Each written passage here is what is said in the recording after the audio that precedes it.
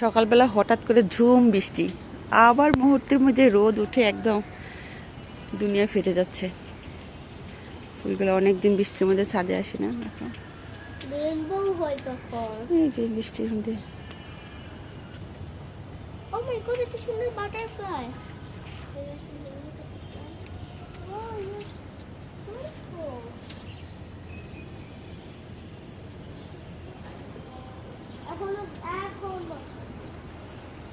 দেখো হঠাৎ করে এত রোদ, এতক্ষণ কিন্তু ঝুম বৃষ্টি ছিল। দেখো ছাদের অবস্থা এখনো ভিজা,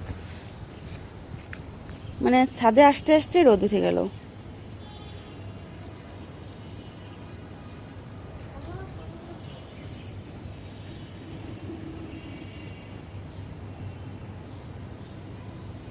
দেখো বেলি ফুলগুলো কি সুন্দর, সকালের বৃষ্টি পেয়ে একদম সতেজ, আর সে কি স্মেল!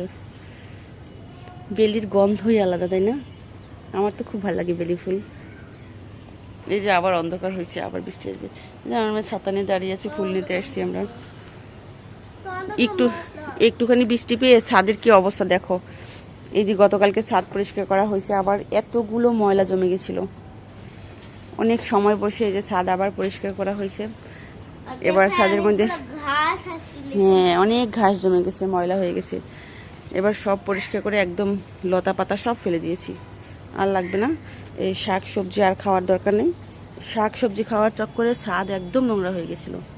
এই শুধু বড়ই গাছটা রেখে দিয়েছি, আর এই যে আপেল গাছটা রেখে দিয়েছি। আমার আপেল গাছটা, আরেকটা আপেল গাছ দিদির বাড়ি পাঠিয়ে দিছি। যে আপেল গাছটা রেখেছি, আর এই পেয়ারা গাছটা রেখেছি।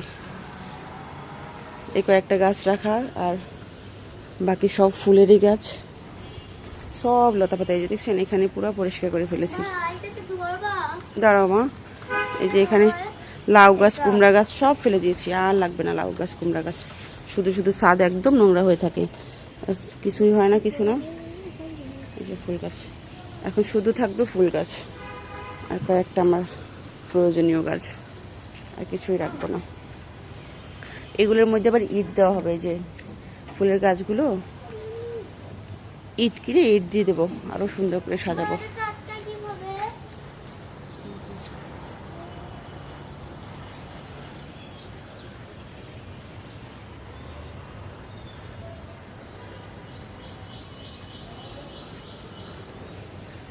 কি অবস্থা হয়ে গেছিল আমার ছাদের। পড়ে গেছো?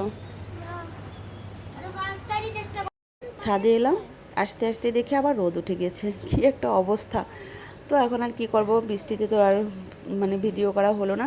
তো এখন এই রোদের মধ্যেই কয়েকটা ফুল তুলে নিয়ে যাই, কিছু করার নেই। আর রূপু আমার সাথে এসেছিলো ছাদে রেইনবো দেখবে, কারণ মানে রোদ আর বৃষ্টি একসাথে হচ্ছিল।